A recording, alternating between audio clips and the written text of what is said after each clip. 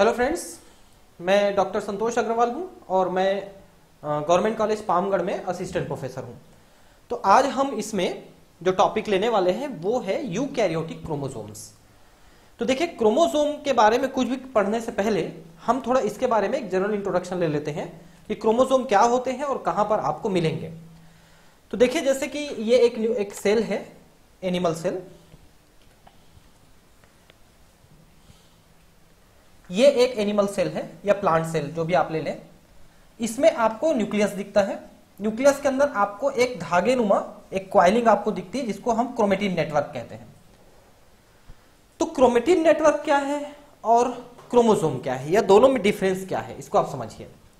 तो ये तो आपने देखा कि क्रोमेटिन नेटवर्क है, जो कि एक धागे नुमा स्ट्रक्चर है, ये डीएनए का बना हुआ है। ठीक है, अब ये क्रोमोसोम क्या है पहले ये देख लीजिए, फिर हम इन दोनों के बारे में समझेंगे कि इनमें एक्चुअली डिफरेंस क्या है।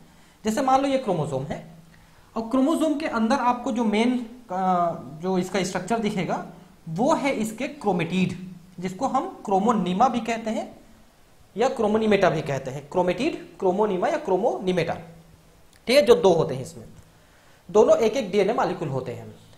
अब अंतर आपको यह समझना है कि ये जो क्रोमेटिन नेटवर्क है और ये जो क्रोमोसोम है, इन दोनों में क्या डिफरेंस है। तो देखिए, पहली बात आप ये समझिए कि सेल की जो डिवीजन स्टेट है, जब वो डिवीजन करती है माइटोसिस मेयोसिस, उस समय आपको क्रोमोसोम दिखेंगे। वो भी इंटरफेज के बाद, प्रोफेज मेटाफेज एनाफेज में आपको दिखेंगे क्रोमोसोम्स। लेकिन एम फेज से पहले, यानी कि आपका जो इंटरफेज है सेल डिवीजन में, वहां तक आपको क्रोमेटिन नेटवर्क दिखेगा। तो क्रोमेटिन नेटवर्क क्या है और फिर क्रोमोसोम क्या है, आप इसको समझिए। आप देखिए यहां पर कि क्रोमोसोम के अंदर दो क्रोमेटिड आपको दिख रहे हैं।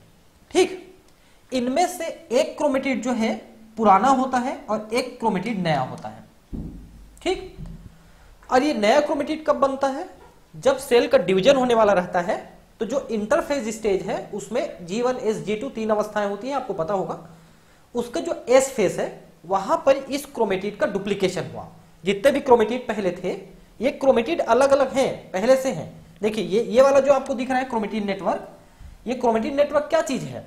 तो ये जो आपको क्रोमेटिड दिख रहे हैं ना, यही अलग अलग हैं और अलग अलग होके एक यहां पर गटमट तरीके से कॉइल के रूप में आपको दिख रहे हैं। इसको हम क्रोमेटिन नेटवर्क कहते हैं।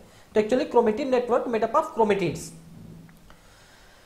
तो मैं आपको ये बता रहा था कि जो क्रोमोसोम आपको प्रोफेज मेटाफेज एनाफेज में दिखेंगे, उस क्रोमोसोम में जो दो क्रोमेटिड दिखते हैं, उनमें से एक पुराना रहता है जो इंटरफेज से पहले रहते हैं, जितने भी उनमें से हैं, और एक नया है जो इंटरफेज के एस अवस्था में बनती है। आपने सुना होगा कि सेल डिवीजन के समय क्रोमोसोम का डुप्लीकेशन या रेप्लिकेशन एस फेज में होता है। तो एक्चुअली क्रोमोसोम का नहीं होता, वो क्रोमेटिड का होता है। अब इसको अब एक और तरीके से समझिए। एक्चुअली हमने अभी शुरू से पढ़ा है, कक्षा 6वीं से पढ़ा है कि जो डिप्लॉयड सेल हैं हमारे, उनमें क्रोमोसोम की संख्या 46 है, ऐसा हमने पढ़ा। तो एक्चुअली 46 क्रोमोसोम नहीं होते, एक्चुअली होते हैं 92 क्रोमेटिड्स। आप ध्यान से समझिए, मैं जो बता रहा हूं ना, बहुत बेसिक कंसेप्ट है ये। एक्चुअली जो हम बोल देते हैं कि 46 क्रोमोसोम है, क्रोमोसोम नहीं होते, क्योंकि सेल में क्रोमोसोम होते ही नहीं। सेल में तो क्रोमेटिन नेटवर्क होता है। क्रोमोसोम बनता है जब सेल डिवीजन करता है, उस समय कुछ देर के लिए बनता है, प्रोफेज मेटाफेज तक में बनता है। बाकी समय में क्रोमोसोम नहीं होता, क्रोमेटिन नेटवर्क होता है। और क्रोमेटिन नेटवर्क क्या होगा, तो क्रोमेटिन नेटवर्क बना होता है 92 क्रोमेटिड्स का। ये जो आपको दो क्रोमेटिड दिख रहे हैं, ऐसे एक एक क्रोमेटिड अलग अलग रहते हैं, 92 क्रोमेटिड्स। अब जनरल कंसेप्ट में हमने ये कहा कि एक क्रोमोसोम दो क्रोमेटिड से बनता है। तो दो क्रोमेटिड से एक क्रोमोसोम बनेगा, तो 92 क्रोमेटिड से 46 क्रोमोसोम बनेंगे, ऐसा एक जनरल कंसेप्ट होता है। इसलिए लोग कह देते हैं कि हमारे सेल में 46 क्रोमोसोम है, लेकिन नहीं, 46 क्रोमोसोम तो होते ही नहीं है, वो होते हैं 92 क्रोमेटिड्स।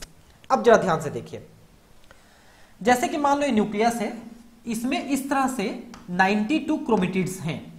ठीक है, जिसको हमने कहा they are equal to 46 chromosomes. तो 92 क्रोमेटिड कहिए या 46 क्रोमोसोम कहिए, ये आपकी मर्जी है, होता तो 92 क्रोमेटिड है। ठीक, अब जब सेल को डिवीजन करना है तो आपने कहा क्रोमोसोम डबल होंगे और मैंने कहा क्रोमेटिड डबल होंगे, दोनों एक ही बात है। देखिए कैसे होगा, ये जितने भी क्रोमेटिड हैं 1 2 3 4 5 6 92, ये जितने भी क्रोमेटिड हैं ये क्रोमेटिड अपनी कॉपी तैयार करते हैं एस फेज में। वही जो डुप्लीकेशन रेप्लिकेशन आप पढ़ते हो ना, वही होता है। ये जो क्रोमेटिड है ये अपनी कॉपी तैयार किए, इस तरह से कॉपी तैयार करके ये सभी दो दो हो गए। ये देखिए दो हो गए, ठीक। अब जो दो हो गए, यही जो है एम फेज में यानी प्रोफेज, मेटाफेज, एनाफेज में यही एक एक क्रोमोसोम बन गए। ये देखिए एक एक क्रोमोसोम बन गए। ये क्रोमोसोम आप देख रहे हैं, वही क्रोमोसोम यहां पर बन गए। ये देखिए, तो शुरू में आपने कहा था कि 92 क्रोमेटिड है, हर क्रोमेटिड की कॉपी तैयार हुई तो दो दो हो गए, और दो दो क्रोमेटिड मिलके एक एक क्रोमोसोम बनाते हैं। तो अब आपके पास हो गए 92 क्रोमोसोम्स। अब ध्यान दीजिए, मैंने कहा कि शुरू में 92 क्रोमेटिड थे, जब वो डबल हो गए तो दो दो मिलके क्रोमोसोम बनाए तो 92 क्रोमोसोम हो गए। तो ये हुआ डुप्लीकेशन। तो ये आप जो पहले जो कंसेप्ट कह रहे थे कि 46 क्रोमोसोम है, डबल होके 92 क्रोमोसोम होंगे, उसके आधार पे भी ठीक हुआ। आप देख सकते हैं कि पहले आपने कहा कि 46 गुणसूत्र हैं, अब 92 हो गए डबल होके। इस कंसेप्ट में भी सही है, लेकिन मैं जो बोल रहा हूं कि 92 क्रोमेटिड थे, ये डबल डबल होके 92 क्रोमोसोम बन गए। इस कंसेप्ट में भी 92 हो गए। तो आप दोनों कंसेप्ट में किसी भी तरीके से आप कहेंगे तो ये जो 46 क्रोमोसोम कहिए या 92 क्रोमेटिड कहिए, ये दोनों डबल होके वहां पर 92 क्रोमोसोम्स हो गए। अब एक और चीज समझिए कि एक एक क्रोमोसोम में दो दो क्रोमेटिड है। एक क्रोमेटिड पहले से बना हुआ था, एक क्रोमेटिड दोबारा बना, मतलब उसका डुप्लीकेट है, एकदम एग्जैक्टली सेम। इसलिए these chromatids are called sister chromatids. एक क्रोमोसोम के अंदर दो जो क्रोमेटिड है बिल्कुल एक दूसरे के सेम कॉपी है, क्योंकि वही एक दूसरे से बने हुए हैं, and they are called sister chromatids. अब एक और चीज आता है, वो होता है होमोलॉगस क्रोमोसोम। होमोलॉगस क्रोमोसोम का मतलब क्या है? अब इनमें जितने भी क्रोमोसोम बने हैं, इनमें दो दो क्रोमोसोम एक जैसे रहेंगे। क्यों? क्योंकि जो क्रोमेटिड थे ना, 92 क्रोमेटिड थे, इसके आधे आधे क्रोमेटिड मदर और फादर से आए थे। मान लो ये क्रोमेटिड नंबर 1 फादर से आया था और क्रोमेटिड नंबर 1 मदर से आया था, दोनों में से ये दोनों आके दो क्रोमेटिड यहां पर मिले थे। वही दोनों, ये एक क्रोमेटिड मदर फादर से आया, इसने डुप्लीकेट करके एक क्रोमोसोम बनाया, इसने डुप्लीकेट करके एक क्रोमोसोम बनाया, ये दोनों क्रोमोसोम एक जैसे रहेंगे। तो ये होमोलॉगस क्रोमोसोम है। तो होमोलॉगस क्रोमोसोम मदर फादर से आए कह सकते हैं, दोनों एक दूसरे के सेम रहते हैं। और एक क्रोमोसोम के अंदर जो दो क्रोमेटिड होते हैं वो एक दूसरे के सिमिलर होते हैं और वो एक दूसरे के सिस्टर क्रोमेटिड होते हैं। तो होमोलॉगस क्रोमोसोम और सिस्टर क्रोमेटिड, ये आप समझ गए होंगे। और क्रोमेटिड और क्रोमोसोम क्या है ये समझ गए होंगे। तो क्रोमेटिड जो है वो हमेशा सेल में रहते हैं, वो सिर्फ क्रोमोसोम बनते हैं जब सेल का डिवीजन होना रहता है, और बनने से पहले जो क्रोमेटिड है 92 क्रोमेटिड, वो डुप्लीकेट होकर दो दो बन जाते हैं, उनसे एक एक क्रोमोसोम बनते हैं, इसलिए फिर वो 92 क्रोमोसोम हो गए। फिर वो अलग अलग हो जाएंगे और एक एक सेल में चले जाएंगे। सेल के डिवीजन के बाद एक एक सेल में चले जाएंगे, तो हर सेल में फिर से 92 क्रोमेटिड और 92 क्रोमेटिड मिलेंगे आपको। 92 क्रोमोसोम थे यहां पर, डिवीजन से ठीक पहले बना, ये अलग हो गए तो 92 और 92 क्रोमेटिड पहुंचे, और 92 क्रोमेटिड का मतलब 46 क्रोमोसोम के इक्विवेलेंट। ये बेसिक कंसेप्ट है। इसको अगर आप समझ गए तो अब आप क्रोमोसोम को आसानी से समझ पाएंगे। मैं और अभी आपको फिगर्स में क्रोमोसोम बताने की कोशिश करूंगा, समझाऊंगा भी कि क्रोमोसोम क्या है। ये मैंने अपने तरीके से आपको क्लियर करने की कोशिश किया है। अब देखिए, जनरल इंफॉर्मेशन पहले पढ़ लेते हैं क्रोमोसोम का, फिर हम स्ट्रक्चर पढ़ेंगे, ठीक है। तो क्रोमोसोम कब बना? मैंने कहा जब सेल डिवीजन हुआ, प्रोफेज, मेटाफेज, एनाफेज, उस अवस्था में क्रोमोसोम बने, बाकी समय में क्रोमेटिड थे। At the time of cell division the chromatin material get condensed to form chromosomes. Thus, chromosome is highly condensed form of chromatin network. Chromosomes are not visible during interphase. क्यों? क्योंकि इस समय chromatin network होता है, वो chromosome बने ही नहीं है, ठीक है। वो डुप्लीकेट हो रहे हैं, और डुप्लीकेट होने के बाद थोड़े कंडेंस होके क्रोमोसोम बनते हैं, है ना, वही बता रहा है ये। First of all, chromosome was observed by Hofmeister and Carl Langeli in pollen mother cell of Tradescantia. देखिए, प्लांट में जो पॉलेन ग्रेन बनाता है, pollen grains are very much equivalent to sperms of the animals, ठीक है। तो जो pollen grain बनाता है वो बनता है एंथर में। आप फ्लावर देखे हैं, ये फ्लावर है, फ्लावर में ये स्टेमेन है, ठीक है, स्टेमेन, ये गायनोशियम है, आपको पता है, ठीक है। तो ये जो स्टेमेन है इसमें ये एंथर है, एंथर के अंदर पॉलन शेक होते हैं, पॉलन शेक के अंदर पॉलन ग्रेन बनते हैं। तो इसमें सबसे पहले पॉलन मदर सेल बनते हैं, पॉलन मदर सेल डिप्लॉयड होते हैं, मेयोसिस होता है तो हैप्लॉयड पॉलन ग्रेन बनते हैं। तो उन्हीं पॉलन मदर सेल से जिनमें ये पॉलन ग्रेन बनते हैं, उन्हीं पॉलन मदर सेल में इन्होंने पहली बार क्रोमोसोम को देखा था, हॉफमिस्टर और कार्ल नागेली ने। ठीक है, Strasburger described chromosome structure appeared in nucleus during cell division. Credit of discovery of chromosome goes to the Strasburger. तो स्ट्रासबर्गर ने सबसे पहले उस क्रोमोसोम को देखा, डिस्क्राइब किया जो सेल डिवीजन के समय दिखता है, क्योंकि सेल डिवीजन से पहले तो सिर्फ क्रोमेटिन नेटवर्क दिखता है। तो एक्चुअली क्रोमोसोम को डिस्कवरी की जो क्रेडिट है डिस्कवर करने की, वो स्ट्रासबर्गर को जाता है। Term chromosome was proposed by Waldeyer in 1889। Term chromatin was suggested by Flemming. देखिए, यह बहुत इंपॉर्टेंट बात है कि क्रोमोसोम शब्द का प्रयोग जो है वॉल्डेयर ने किया था। हम हिंदी में पढ़ते हैं कि गुणसूत्र का प्रयोग वॉल्डेयर ने किया था, नहीं, ये क्रोमोसोम है। क्रोमा का मतलब कलर्ड, सोमा मतलब बॉडी, जो बॉडी कलर्ड हो जाता है, क्योंकि जब आप न्यूक्लियस को कलर करते हो फ्यूल जेन से, एसिटोकार्बाइन से, तो वो क्रोमोसोम कलर्ड हो जाते हैं, इसलिए they are called chromosome. Chroma मतलब कलर्ड, सोम मतलब बॉडी, जो कलर्ड हो जाने वाली बॉडी है। ठीक है, हिंदी में गुणसूत्र है, गुण मतलब हमारे कैरेक्टर, गुण उसको ले जाने वाले सूत्र यानी धागे, तो ये ज्यादा सही नाम है हमारा हिंदी वाला। क्रोमेटिन नाम जो है फ्लेमिंग ने दिया था, ये वही फ्लेमिंग है जो थोड़े से माइटोकॉन्ड्रिया पे भी काम कर चुके हैं। ठीक है, ये मैंने अभी आपको समझाने की कोशिश किया, आगे बढ़ते हैं। Trillium plant has longest chromosome. देखिए, सबसे छोटे क्रोमोसोम जो होते हैं वो प्रोटोजोअन्स में होते हैं। प्रोटोजोअन्स जैसे अमीबा, पैरामीशियम, और वैसा ही एक प्रोटोजोआ है जिसका नाम है आलोकेंथा। आगे मैं बताने वाला हूं, यही वहीं पर लिखा है, ये देखिए आलोकेंथा। इसमें आप देखिए क्रोमोसोम की संख्या है 1600। अब इतने सारे क्रोमोसोम कैसे होंगे? क्योंकि क्रोमोसोम पार्टिकल के तौर पे है, they are smallest size of chromosome. तो ये क्रोमोसोम इनमें पाए जाते हैं, सबसे छोटे वाले। सबसे बड़े वाले पाए जाते हैं ट्रिलियम प्लांट में। ठीक है, chromosomes can be best studied at metaphase stage because size of chromosome is the shortest during metaphase due to highly condensation of chromatin threads by gelation, dehydration and coiling. Shape of chromosome, हाँ, V shape, L shape, J shape, I shape, यानी कि ये हो गए metacentric, सब metacentric, acrocentric और telocentric. ये सारे अभी मैं बात करूंगा आपको, ये एनाफेज स्टेज में स्टडी किया जाता है। ठीक है, तो क्रोमोसोम की जो ये है स्ट्रक्चर है उसको मेटाफेज में, और शेप को एनाफेज में स्टडी कर सकते हैं आप, क्योंकि इसी फेज में ये ज्यादा कंडेंस हो पाते हैं। क्रोमोसोम जो है स्पष्ट रूप से दिखते हैं मेटाफेज स्टेज में, आप उसकी स्टडी बढ़िया से कर सकते हैं। यहां पर कुछ टर्म लिखे मैं आपको बता देता हूं। जिलेशन का मतलब है, देखिए जेलेशन और साल्वेशन दो टर्म होते हैं। साल्वेशन का मतलब है ज्यादा लिक्विफाई हो जाना, और जिलेशन का मतलब है जेल जैसा थोड़ा सॉलिडिफाई हो जाना। डिहाइड्रेशन, पानी निकल जाना, और क्वाइलिंग का मतलब आप समझ रहे होंगे कि वो क्वाइल्ड हो जाते हैं। ठीक है, ऐसा है। Chromosomal theory of inheritance was given by Sutton and Boveri. हमारे जो कैरेक्टर्स हैं, जीन्स हैं, वो क्रोमोसोम में होते हैं, और ये पीढ़ी दर पीढ़ी अगली पीढ़ी में चले जाते हैं, तो वो जाते हैं क्रोमोसोम्स के माध्यम से। ऐसी एक थ्योरी जो है क्रोमोसोमल थ्योरी, ये सटन एंड बावेरी ने दिया था। Generally chromosome in the plants are larger than chromosomes of animals, but number of chromosomes are higher in the animals as compare to plants.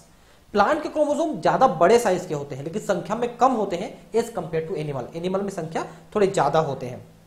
देखिए, maximum number of chromosome found in Aulacantha. Aulacantha मैंने अभी बात किया था, एक protozoan है, जैसा amoeba, paramecium वैसा प्रोटोजोअन है। 1600 नंबर है इसमें, 1600, हमारे में 46 ऐसा बोलते हो, ये 1600 है। और प्लांट में ओफियोग्लॉसम रेटिकुलेटम, इसका पूरा नाम है ओफियोग्लॉसम रेटिकुलेटम। ये एक टेरिडोफाइट है, इसमें है 1262। ये सबसे ज्यादा संख्या है क्रोमोसोम के। और कम संख्या में किसको देखोगे तो यहां लिखा नहीं है, मैं आपको बता देता हूं। सबसे कम संख्या एनिमल में है, वो है एस्केरिस, एस्केरिस मेगासिफेलिया में। ठीक है, और ये है 2n=2। ठीक है, ये है 2 क्रोमोसोम पाए जाते हैं मिनिमम संख्या में एस्केरिस मेगासिफेलिया में। ठीक है, और प्लांट में एक प्लांट है, मेरे को एग्जैक्टली नाम ध्यान नहीं आ रहा है, उसमें 4 क्रोमोसोम होते हैं। मैं अभी बताता हूं आपको जैसे नाम ध्यान आएगा। ठीक है, कंपोजिटिव फैमिली का प्लांट है वो, लेकिन एग्जैक्ट से याद नहीं आ रहा है, मैं आपको बता दूंगा अभी। आप एनिमल में ध्यान रखें, स्केल इसमें सबसे कम है, ठीक है। TH Tjio and Levan reported 2n = 46 in human cell. तो मानव में टीजो ने बताया कि 46 होते हैं गुणसूत्र, ठीक है। और 2n नंबर का मतलब है डिप्लॉयड और n का नंबर हैप्लॉयड, आप जानते हैं। और x क्या है, कई बार हम लिखते हैं ना 2x या 3x या 6x, जैसे आप लिखते हो कि जो गेहूं है ना, ट्रिटिकम एस्टाइवम, ये आप कहते हो कि 6x है, हेक्साप्लॉयड है बोलते हो। एक्चुअली अपने आप में तो डिप्लॉयड है ये, 2n = 42, इसमें 42 क्रोमोसोम होते हैं। ट्रिटिकम एस्टाइवम जो है अपने आप में डिप्लॉयड है, लेकिन ये हेक्साप्लॉयड कहलाता है। क्यों हेक्साप्लॉयड कहलाता है? क्योंकि ये जिस गेहूं से बनाया गया, डेवलप किया गया, उसका नाम था ट्रिटिकम मोनोकोकम, ठीक है, ट्रिटिकम मोनोकोकम। इसका और हाइब्रिडाइजेशन करा के बनाया गया, इसका 2n नंबर था 14 क्रोमोसोम। तो n = 7, तो 7 × 6 = 42 ऐसा हुआ। ट्रिटिकम मोनोकोकम, इसमें डिप्लॉयड नंबर था 14, हैप्लॉयड नंबर है 7। ये जो हैप्लॉयड नंबर 7 है, इसका 6 टाइम मल्टीप्लाई करा दोगे तो 42 आता है। इस तरह से मल्टीप्लाई करा के ये 42 निकाला गया है। तो अपने आप में तो डिप्लॉयड है, लेकिन इस प्लांट का ये हेक्साप्लॉयड है, इसलिए ट्रिटिकम एस्टाइवम को हेक्साप्लॉयड कहते हैं। तो ये x जो है उसी 6x को दिखाएगा। अगर n लिखेंगे तो 2n ही लिखेंगे ट्रिटिकम एस्टाइवम का, लेकिन 6x लिखाएगा वो, ठीक है। The number of chromosome is defined for each species. For example, every normal human being has 46 chromosome in each body cell. Abnormal condition की बात अलग है कि कोई सिंड्रोम है, टर्नल सिंड्रोम है, एडवर्स सिंड्रोम है, पटाउ सिंड्रोम है ना, कोई भी सिंड्रोम है तो अलग बात है कि क्रोमोसोम की संख्या कम ज्यादा हो जाएगी। लेकिन एक नॉर्मल ह्यूमन बॉडी है तो उसमें क्रोमोसोम की संख्या 46 फिक्स है। किसी भी एनिमल, किसी भी प्लांट की जो स्पीसीज है उसमें क्रोमोसोम की संख्या फिक्स है। अभी हम एक चार्ट में इसको नेक्स्ट क्लास में देखेंगे, अभी वो चार्ट इसमें अवेलेबल नहीं है, मैं नेक्स्ट क्लास में बताने वाला हूं। इसको 2 क्लास में मैं कंप्लीट करने वाला हूं। Gametes of all diploid organisms contain only one of each chromosome set, ठीक है।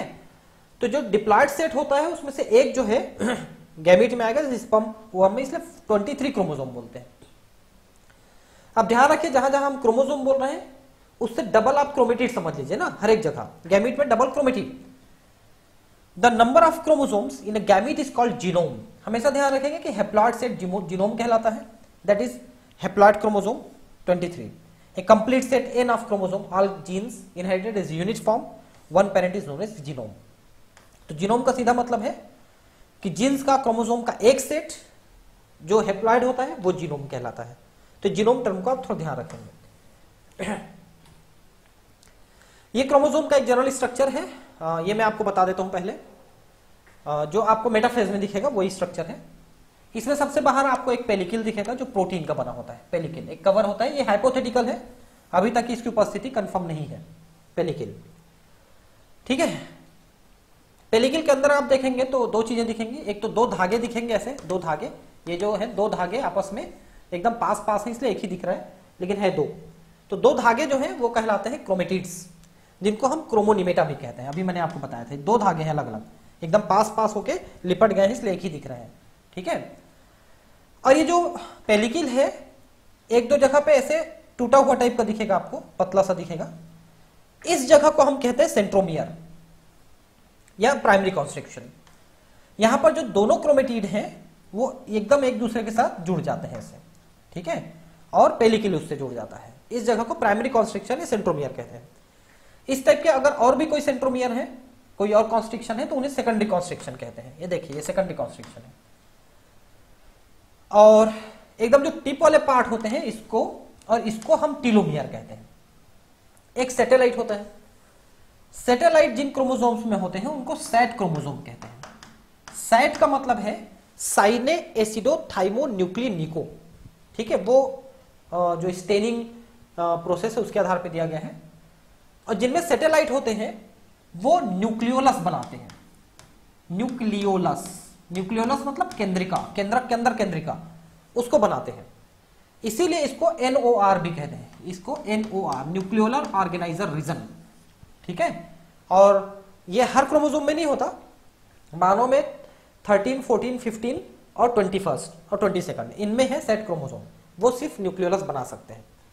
अंदर में आप आएंगे तो अंदर में आपको मैट्रिक्स मिलेगा। आपको मैट्रिक्स जो है RNA और प्रोटीन का बना होता है, ठीक है। ये वही RNA है जो इस DNA के द्वारा बनाया गया है, क्योंकि DNA से RNA बनता है, दैट इज कॉल्ड ट्रांसक्रिप्शन, तो वो बना हुआ है यहाँ पर।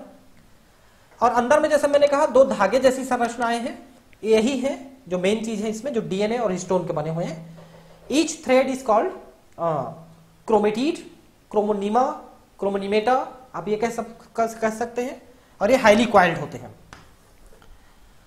और इनकी क्वाइलिंग के आधार पर भी इनके टाइप्स हैं। प्राइमरी कॉन्स्ट्रिक्शन के प्रेजेंस के आधार पर टाइप है, सब चीज मैं अभी बताने वाला हूं आपको, ठीक है। इसी में न्यूक्लियोसोम मॉडल है, ये भी मैं आपको बताने वाला हूं। बीच बीच में गांठें आपको दिख रही हैं, इन गांठों को फिलहाल यहां पर क्रोमोमियर कहते हैं। क्रोमोमियर जो न्यूक्लियोसोम मॉडल द्वारा बने हुए हैं, जिनमें जीन्स हैं ये माने जाते हैं।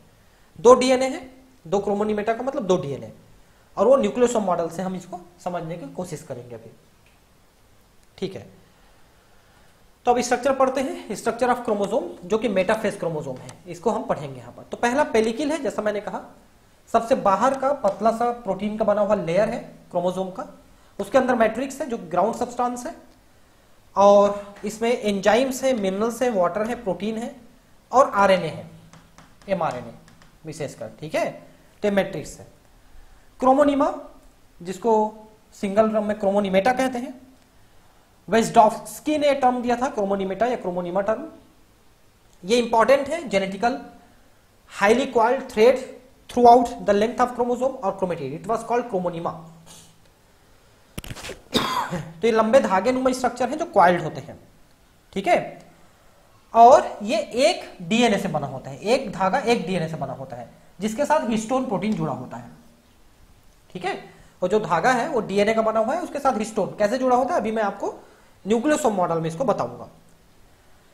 Sometimes bead like structures are seen on the chromosome fibre which are called chromomeres. वही क्रोमोमियर हम न्यूक्लियोसोम मॉडल में समझेंगे कि क्रोमोमियर कैसे बने हुए हैं। छोटे छोटे गांठें, उसमें DNA लिपटा होता है हिस्टोन के ऊपर। टाइप्स ऑफ क्वाइलिंग, अभी आपने कहा ना कि दोनों धागे हैं बहुत पास पास क्वाइल्ड रहते हैं, तो 2 तरह से क्वाइलिंग होती है, एक होता है पैरानेमिक और एक होता है प्लेक्टोनेमिक। पैरानेमिक में दोनों धागे पास पास तो होते हैं लेकिन बहुत ज्यादा लिपटे नहीं होते, इनको आप अलग कर सकते हो आसानी से। लेकिन प्लेक्टोनेमिक में आप देख सकते हैं धागे बहुत एक दूसरे से रस्सी जैसे लिपट गए हैं, तो इनको अलग करना थोड़ा सा मुश्किल होता है, तो ये अलग नहीं हो सकते। तो आपको जो प्लेक्टोनेमिक दिखेगा ये माइटोसिस में दिखेगा, और ये जो पैरानेमिक है ये आपको मियोसिस में दिखेगा, ठीक है। दोनों अलग अलग जगहों पे दिखते हैं, ऊपर वाला मियोसिस में, नीचे वाला माइटोसिस में। ऊपर वाला पैरानेमिक है जो आसानी से अलग किए जा सकते हैं दोनों धागे, और नीचे वाले प्लेक्टोनेमिक है जो आसानी से अलग नहीं किए जा सकते, है ना, ऐसा है। अब सेंट्रोमियर मैंने बताया था, कुछ जगहों पे टूटे हुए दबे हुए दिख रहे हैं, वो सेंट्रोमियर है। प्राइमरी कॉन्स्ट्रिक्शन जनरली, और कई जगह पे द्वितीय तृतीय कॉन्स्ट्रिक्शन भी, सेकेंडरी और टर्सरी कॉन्स्ट्रिक्शन में देखने को मिलते हैं, ठीक है। एक और चीज बता दें आपको उसमें से, ताकि आपको और थोड़ी से समझ में आए। क्रोमोसोम में ये जो प्राइमरी कॉन्स्ट्रिक्शन है, इसमें 2 डिस्क जैसे ऐसे बने होते हैं, ऐसे 2 डिस्क जैसे स्ट्रक्चर। इन दोनों डिस्क जैसे स्ट्रक्चर को हम कहते हैं काइनेटोकोर। ये थोड़ा स्पेलिंग शायद गलत छपा है लग रहा है मुझे, ये काइनेटोकोर है, ठीक है। तो 2 काइनेटोकोर नाम के डिस्क जैसे स्ट्रक्चर्स होते हैं। और जब सेल डिवीजन होता है, आपने देखा होगा सेल डिवीजन में कि ऐसे करके क्रोमोसोम्स जो होते हैं, इन क्रोमोसोम के साथ स्पिंडल फाइबर आके ऐसे अटैच होते हैं ना, ये स्पिंडल फाइबर्स, ये स्पिंडल फाइबर्स इन्हीं काइनेटोकोर से जुड़ते हैं और खींच के यहीं से क्रोमोसोम को 2 फाड़ कर देते हैं। तो दोनों जो क्रोमेटिड है वो अलग अलग हो जाते हैं, मियोसिस और माइटोसिस दोनों में हो जाते हैं बाद में, तो ये अलग हो जाते हैं। तो ये काइनेटोकोर जो होते हैं ना, ये प्रोटीन के बने हुए डिस्क जैसे स्ट्रक्चर होते हैं, जो 2 होते हैं एक प्राइमरी कॉन्स्ट्रिक्शन के अंदर, उसी पे स्पिंडल फाइबर जोड़ते हैं, ये काइनेटोकोर है, ठीक है। यहीं पर लिखा है, देखिए पढ़ लेते हैं। सेंट्रोमियर में काइनेटोकोर है, देखो है ना, primary constriction. Each chromosome metaphase में is consist of 2 half chromosome और 2 chromatids. Both the chromatids of chromosome are joint और connected by structure called centromere. मैंने कहा ना था कि दोनों क्रोमेटिड सेंट्रोमियर से जुड़े होते हैं। At this point of centromere two protein disc are present which are called kinetochores. तो प्रोटीन का बने हुए दो डिस्क जैसे होते हैं काइनेटोकोर कहते हैं, इसी से स्पिंडल फाइबर जुड़ते हैं तंतु। Kinetochores constitute the actual site of attachment of spindles to chromosomes during cell division. Cell division के समय इसी से जुड़ते हैं spindle fibre. Centromeric DNA is called alphoid DNA heterochromatic. जिसमें सेंट्रोमियर होता है वो कहलाता है एल्फॉइड या हेट्रोक्रोमेटिक, जिसमें यूक्रोमेटिक और हेट्रोक्रोमेटिक दो टर्म हम यूज करते हैं। At the region of centromere, the chromosome is comparatively narrower than the remaining part of chromosome, thus it is termed as primary constriction। चूंकि दबा हुआ है वहां से इसलिए प्राइमरी कॉन्स्ट्रिक्शन है। कुछ में सेकेंडरी और टर्सरी भी होते हैं। ठीक है, क्रोमेटिड क्या है? अंदर में धागे नुमा है जो डीएनए और हिस्टोन के बने होते हैं। At metaphase stage each chromosome consist of 2 cylindrical structures called chromatids. Both sister chromatid, मैंने कहा ना एक से दूसरा बना हुआ है, और लॉन्गिट्यूडनल हाफ क्रोमेटिड इन एनाफेज और टीलोफेज और 2 क्रोमेटिड्स एज इन मेटाफेज। तो एक या 2 क्रोमेटिड आपको दिखेंगे, है ना। एक तो एनाफेज टीलोफेज में एक हो जाएंगे अलग अलग, मेटाफेज में दोनों एक दूसरे से जुड़े हुए हैं। ये आप सेल डिवीजन पढ़ेंगे मेरे चैनल में 375 वीडियोस हैं। ये इसके ये 3-4 और जुड़ जाएंगे, 5 तो 80 हो जाएंगे। आप मेरे वीडियोस को बारी बारी से देखना शुरू करिए। ठीक है, आपकी पूरी बायोलॉजी, न सिर्फ जूलॉजी बल्कि बॉटनी भी बहुत अच्छी हो जाएगी। आप 11th क्लास से लेकर के एमएससी फाइनल तक के अगर किसी भी क्लास के आप बच्चे हो, और अगर आप बायोलॉजी में जूलॉजी बॉटनी कोई सब्जेक्ट लिए हो, आप मेरे चैनल के सारे वीडियो देख लीजिए। मैं गारंटी करता हूं आप न सिर्फ पास हो पाएंगे बल्कि बहुत अच्छे नंबरों से पास हो पाएंगे। आपकी पूरी बायोलॉजी बहुत अच्छे से क्लियर हो जाएगी। और अगर आप अभी पीजी पढ़ रहे हैं, एमएससी कर रहे हैं, इसके बाद आप टीचर बनेंगे तो आपका बेसिक कंसेप्ट बहुत क्लियर रहेगा, तो आप बहुत अच्छा टीचर बन पाएंगे, इसकी मेरी गारंटी है। तो कृपया आप मेरे चैनल में से चैप्टर 1 से पढ़ना शुरू करिए। क्लास 11th लिखा हुआ है उसको मत देखिए, चैप्टर 1 से पढ़ना शुरू करिए, द लिविंग वर्ल्ड से। चैप्टर 1 से लेकर चैप्टर 22 तक 11th क्लास लिखा हुआ है, उसके बाद फिर चैप्टर 1 से लेकर के 16 चैप्टर तक क्लास 12 लिखा हुआ है। आप उसको मत देखिएगा कि 11th लिखा है कि 12th लिखा है, आप समझिए कि बायोलॉजी है।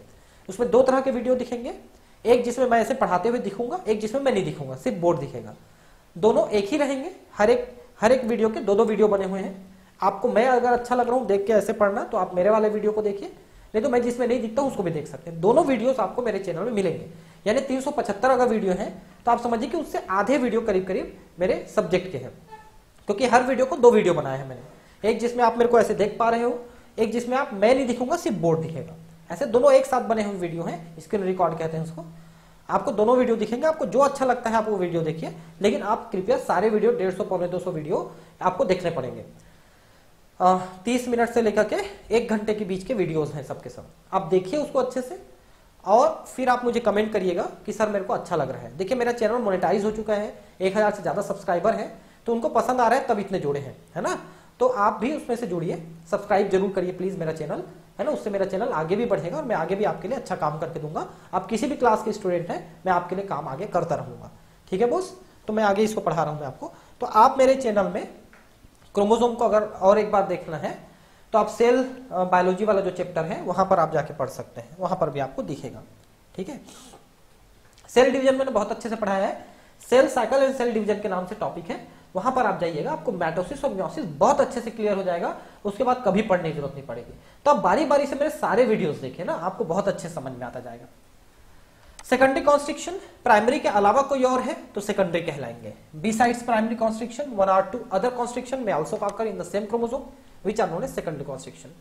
ठीक है, और secondary constriction also known as NOR, मैंने बताया था ना इसी को न्यूक्लियोलर ऑर्गेनाइजर रीजन कहते हैं, जो न्यूक्लियोलस बनाता है, केंद्रिका बनाता है। हमारे में 13, 14, 15, 21, 22 इतने सारे क्रोमोसोम नंबर है, 1 से लेकर 23 तक है हमारे में जोड़े। उनमें से इतने क्रोमोसोम में NOR है। इन क्रोमोसोम को सेट क्रोमोसोम कहते हैं। ठीक है, साइने एसिडो थाइमो न्यूक्लियो निको क्रोमोसोम, ये देखिए सैटेलाइट, जिसको ट्रेबेंट भी कहते हैं। Found in chromosome in which secondary constriction is found, मतलब ये जहां पर है वही सैटेलाइट है, उसके बाद वाला पार्ट। ठीक है, it is small spherical part of chromosome distal to secondary constriction. Chromosome is satellite is called SAT chromosome. SAT का मतलब है साइनो एसिडो थाइमो न्यूक्लिनिको। ठीक है, थाइमो न्यूक्लिनिको, ये ये सेट का पूरा मतलब है। सेट का मतलब सैटेलाइट नहीं है ना, ध्यान रखेंगे। ये उस पे कैसे हम उसको स्टेन करेंगे, डाई करेंगे, उसके आधार पे नाम है वो। टीलोमियर, क्रोमोसोम के दोनों टिप वाले सिरे टीलोमियर कहलाते हैं। Tips of chromosome is known as telomere. Rich in guanine base, क्योंकि ए, टी, सी और जी, ये चार चीजों से बनते हैं, एडेनिन, थायमिन, ग्वानिन, साइटोसिन। ठीक है, साइटोसिन, ग्वानिन, ऐसा। तो जिसमें ग्वानिन सबसे ज्यादा होते हैं वो वाला सिरा होता है टीलोमियर। ठीक है, अब ये जो टीलोमियर है दो मुख्य काम करता है। पहला कि दो क्रोमोसोम को आपस में चिपकने से रोकता है। ठीक है, फ्यूजिंग, क्रोमोसोम को चिपकने से रोकता है। दूसरा कि क्रोमोसोम को न्यूक्लियस की दीवार से चिपकने से मतलब चिपकाता है। एक तो दूसरे क्रोमोसोम से चिपकने से बचाता है और न्यूक्लियस के मेम्ब्रेन से चिपकाता है। और उसमें एक एंजाइम होता है, उसको टीलोमेरेज कहते हैं, उसी टीलोमियर में, जो कि एक प्रकार का राइबोजाइम है। और राइबोजाइम का काम होता है आरएनए को ब्रेक करना। टाइप्स ऑफ क्रोमोसोम्स, क्रोमोसोम के कितने टाइप है देखिए। ये पोजीशन के आधार पे 4 प्रकार के क्रोमोसोम होते हैं, सेंट्रोमियर की पोजीशन के आधार पे। ठीक है, तो पहला होता है इसमें मेटासेंट्रिक, सेंट्रोमियर ठीक बीच में रहते हैं, दोनों आर्म बराबर होते हैं, ये मुड़ करके से वी शेप हो जाते हैं क्रोमोसोम। ठीक है, तो ये मेटासेंट्रिक है, तो ये ठीक बीच में है। अब बीच से थोड़ा सा ऊपर में जाएगा तो सब मेटासेंट्रिक है। ठीक है, तो ये एल आकार का हो जाएगा सब मेटासेंट्रिक। थोड़ा और ऊपर में हो जाएगा तो एक्रोसेंट्रिक है, ये मुड़ के ऐसे थोड़ा जे शेप का हो जाता है। और एकदम टिप में है तो टीलोसेंट्रिक है, ये आई आकार का हो जाता है। ठीक है, तो मेटासेंट्रिक वी, सब मेटासेंट्रिक एल, एक्रोसेंट्रिक जे, और ये है टीलोसेंट्रिक जो आई आकार का होता है। तो वही यहां पर लिखा है देखिए, मेटासेंट्रिक, सब मेटासेंट्रिक, एक्रोसेंट्रिक और टीलोसेंट्रिक। इनके बारे में मैंने यहां पर लिख दिया है। मेरे इस इसके जो नोट्स जो मैं अभी पढ़ा रहा हूं, ये मैं पीडीएफ के फॉर्म में भी अपलोड करने वाला हूं आपके वेबसाइट में, तो आप उसको देख सकते हैं, निकाल सकते हैं, प्रिंट आउट ले सकते हैं पढ़ने के लिए। ठीक है, और नहीं तो आपको वीडियो तो मिल ही जाएगा, आप उसको पढ़ सकते हैं। ठीक है, अब है अल्ट्रा स्ट्रक्चर ऑफ क्रोमोसोम। देखिए, क्रोमोसोम का अल्ट्रा स्ट्रक्चर पहले कुछ पढ़ लेते हैं, फिर मैं आपको न्यूक्लियोसोम मॉडल बताता हूं आपको। ठीक है, तो एक है single stranded model supported by crossing over. Crossing over के समय सिंगल स्ट्रैंड ही ऐसे क्रॉस ओवर करता है ना। तो ये कोई ज्यादा इंपॉर्टेंट मॉडल नहीं, सिर्फ न्यूक्लियोसोम मॉडल हमारे लिए इंपॉर्टेंट है। बाकी मॉडल जो है सिर्फ दिए गए हैं, इनको ज्यादा कुछ वैल्यू नहीं मिली। हम न्यूक्लियोसोम मॉडल तो पढ़ लेते हैं सीधा सीधा कैसा मॉडल है। ठीक है, तो न्यूक्लियोसोम मॉडल इसको दिया था कोनबर्ग और थॉमस ने 1974 में। ठीक है, और टर्म न्यूक्लियोसोम दिया था पी ऑडेट ने। पी ऑडेट ने न्यूक्लियोसोम शब्द दिया था 1975 में। उससे एक साल पहले मॉडल दिया गया था कोनबर्ग। तो मॉडल का नाम नहीं दिया गया था, सिर्फ मॉडल दे दिया गया था, है ना। अब देखिए कैसा है, आप समझ लीजिए बात को। ये आपको डिटेल फोटो है, मैं आपको बारी बारी समझाता हूं। देखिए, ये एक सेल है, सेल के अंदर न्यूक्लियस है, न्यूक्लियस में बहुत सारे क्रोमोसोम है। ये एक क्रोमोसोम है, क्रोमोसोम में ये क्रोमेटिन है, क्रोमेटिड है, ये आपको मैंने बताया, आपको क्रोमेटिड है। क्रोमेटिड में डीएनए जो है डबल स्ट्रैंडेड है, ये भी आपको पता है। और इसके साथ जो है ये बीच बीच में प्रोटीन जो है, जिसको हम कहते हैं हिस्टोन प्रोटीन। तो अब हिस्टोन प्रोटीन और डीएनए आपस में इस तरह से लिपटे हुए हैं। देखिए, ये इस तरह से। इसको समझने के लिए पहले कुछ बेसिक बातें आप समझ लीजिए। डीएनए का स्ट्रक्चर आपने निश्चित है पढ़ा होगा, 11th-12th में भी पढ़ा होगा। डीएनए का double stranded model, Watson and Crick model, और वो न्यूक्लियोटाइड्स के बने होते हैं। ये भी आपने पढ़ा होगा कि न्यूक्लियोटाइड आपस में जुड़ते हैं तो एक स्ट्रैंड बनता है इस तरह से, फिर दूसरा स्ट्रैंड बनता है, ये दोनों आपस में जुड़ के क्वाइल कर लेते हैं। बस वही क्वाइल यहां पर आपको दिख रहा है। ठीक है, ये तो डीएनए का मॉडल आप जानते हो। हिस्टोन के बारे में मैं आपको थोड़ा बता दूं। हिस्टोन एक बेसिक प्रोटीन है, क्योंकि इसमें लाइसिन और आर्जिनिन अमीनो एसिड की अधिकता होती है, और ये दोनों amino acid basic amino acid है, इसलिए ये पूरा हिस्टोन प्रोटीन बेसिक हो जाता है। 5 प्रकार के हिस्टोन प्रोटीन है, H1, H2A, H2B, H3 और H4, इतने प्रकार के हिस्टोन प्रोटीन होते हैं। ठीक है, H1, H2A, H2B, H3, H4, इतने प्रकार के हिस्टोन प्रोटीन। अब समझिए, इनमें से ये 4 हिस्टोन प्रोटीन, H1 को छोड़ के बाकी चारों, H2A, H2B, H3, H4, ये चारों प्रोटीन, इसके 2-2 की संख्या में हम लेते हैं, मतलब टोटल हो जाते हैं 8 मॉलिक्यूल। ये 8 मॉलिक्यूल है, देखिए 1 2 3 4 5 6 7, तो इसके पीछे 8 मॉलिक्यूल। ये 8 मॉलिक्यूल जिसको हम ऑक्टोमर कहते हैं, ये आपस में मिलकर के एक बॉल जैसा स्ट्रक्चर बनाते हैं। आपको ये बॉल ग्रीन कलर का बढ़िया से दिख रहा होगा, देखिए इसमें 8 छोटे छोटे बॉल आपको दिख रहे हैं। इस स्ट्रक्चर को हम ऑक्टोमर या न्यू बॉडी कहते हैं, जो हिस्टोन प्रोटीन के 8 मॉलिक्यूल से बने हुए हैं, जिसमें H2A, H2B, H3, H4 के 2-2 मॉलिक्यूल हैं। समझ गया? ठीक, तो ये एक स्ट्रक्चर बना जिसको हमने कहा कोर या न्यू बॉडी। ये बना कोर या न्यू बॉडी, ये देखिए हिस्टोन कोर है ना। अब इसके चारों तरफ जो है H1 नहीं जुड़ा है ना, अभी ध्यान रखेंगे उसमें H1 नहीं शामिल है अभी तक जो बताया मैंने। अब देखिए इसके ऊपर डीएनए ऐसे लिपटना चालू होता है, डीएनए। तो डीएनए कैसे लिपटेगा? देखिए जैसे कि ये ऑक्टोमर है, तो इसके चारों तरफ डीएनए 1 और ये 2 लपेटन से पहले थोड़ा खत्म हो जाता है, मतलब पौने दो लपेटन, 1.75 टर्न्स। कितने टर्न्स? 1.75 टर्न्स, पौने 2 लपेटन ये लिपटता है। और 2 होने से पहले पहले फिर अलग हो जाता है। तो देखिए एक तरफ से घुसा, पौने 2 लपेटन करके निकल गया, फिर दूसरे में जाके पौने 2 लपेटन, फिर तीसरे में जाके पौने 2 लपेटन। अब इनके बीच में 1, 2, 3, 4 न्यूक्लियोसोम के बीच बीच में जोड़ने वाला एक और चीज होता है जिसको हम कहते हैं लिंकर। ये लिंकर है। ये लिंकर जो होता है ये बना हुआ है H1 हिस्टोन का एक।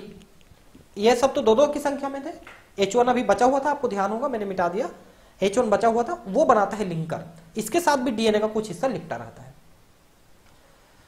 तो टोटल जो है यहां पर एक से दूसरे में और तीसरे में जाते समय हर एक में 200 बेस पेयर वाला डीएनए जुड़ा होता है। मतलब एक न्यूक्लियोसोम के साथ अटैच है 200 बेस पेयर। 200 बेस पेयर में से 154 बेस पेयर्स जो हैं ये हिस्टोन के चारों तरफ लिपटे हैं, और 46 बेस पेयर्स जो हैं ये लिंकर के साथ जुड़े होते हैं। लिंकर H1 है, उसके साथ भी डीएनए का कुछ हिस्सा जुड़ा हुआ है और बाकी डीएनए से लिपटा हुआ है। समझ गया बात को? तो हिस्टोन के 8 मॉलिक्यूल मिलकर बीच का ये केंद्र वाला भाग बनाया है, इसके चारों तरफ डीएनए लिपटा हुआ है। ये है न्यूक्लियोसोम। और यही आपको इसके अंदर छोटे छोटे गांठों के रूप में आपको दिख रहे थे।